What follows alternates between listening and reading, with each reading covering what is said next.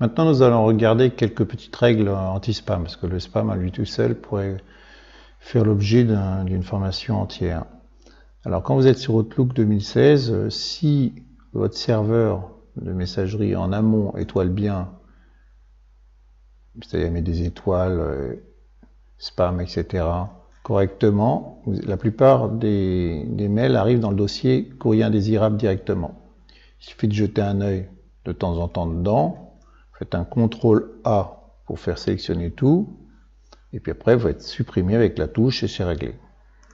Si de temps en temps il y en a qui échappent à sa vigilance, par exemple celui-là est passé à côté, on a la possibilité de cliquer droit dessus et de considérer que c'est un courrier indésirable. On vérifie bien que l'expéditeur est un expéditeur qui ne fait pas partie des personnes que vous souhaitez conserver, que vous ne connaissez pas, et puis vous le bloquez, l'expéditeur. D'accord? Et du coup, il passe dans le courrier indésirable et il va être bloqué systématiquement, il va être mis dans le courrier indésirable.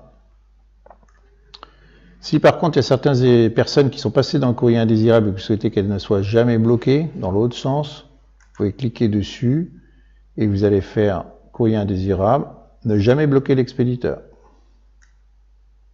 Si ce n'est pas uniquement cette personne-là, mais c'est tout le nom de domaine. Par exemple, toutes les personnes qui viennent du nom de domaine @fcga.fr ne doivent jamais être bloquées. Vous pouvez faire cliquer, courrier indésirable, ne jamais bloquer le domaine de l'expéditeur. Dans ce cas de figure, vous êtes sûr que tous les @fcga ne seront pas bloqués. Ça, c'est un côté manuel du système, mais qui fonctionne déjà relativement bien, même si certains mails peuvent passer à travers. Maintenant, il faut aller vérifier quand même dans les options générales du courrier indésirable ici, courrier indésirable, options du courrier. Quels sont les critères de votre courrier? Soit il n'y a rien de filtré, dans ce cas-là c'est assez catastrophique. Soit c'est faible, dans ce cas-là la plupart du courrier va rester quand même dans la boîte de réception, il y aura des erreurs, un petit peu dans le courrier indésirable. Soit élevé, la plupart vont être dans le courrier indésirable, mais il faudra vérifier plus souvent dans le courrier indésirable qu'il n'y a pas eu des erreurs. Ou soit là c'est carrément beaucoup plus violent.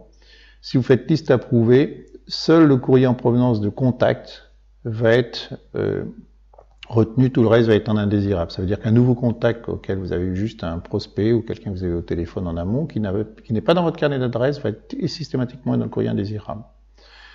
Après, ça c'est les règles de filtrage. Mais ça, une fois que c'est filtré, que ça sera dans des répertoires, soit courrier indésirable ou pas, ça ne changera rien sur le fait qu'ils soient supprimés. Ces mails ne seront pas supprimés. Par contre, si vous souhaitez les supprimer en automatique, vous pouvez cocher cette case-là, supprimer définitivement le courrier soupçonné d'être indésirable et le transférer vers le courrier.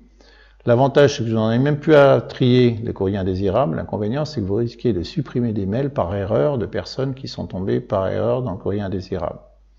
Donc c'est un peu dangereux.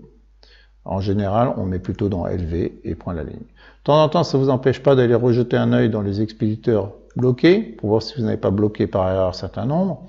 Dans les expéditeurs approuvés, si vous n'avez pas approuvé certains qui mériteraient dans les indésirables, etc. Donc si jamais vous voulez désapprouver quelqu'un qui est approuvé, vous cliquez dessus et vous l'enlevez. D'accord? Donc dans ce cas-là, vous pouvez enlever ces personnes-là. Si jamais elles sont approuvées, vous pouvez ici supprimer la personne qui est bloquée en faisant supprimer.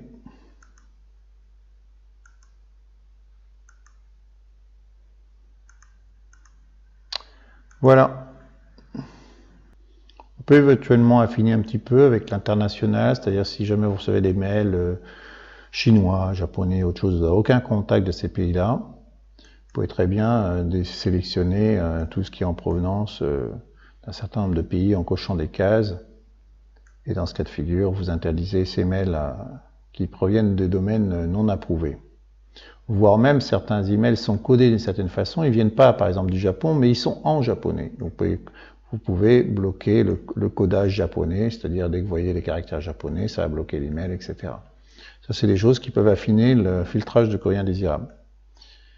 Voilà. Donc tout ceci est accessible à partir d'un email en allant dans courrier indésirable, option de courrier indésirable, ou tout simplement ici en haut dans courrier indésirable, option de courrier indésirable.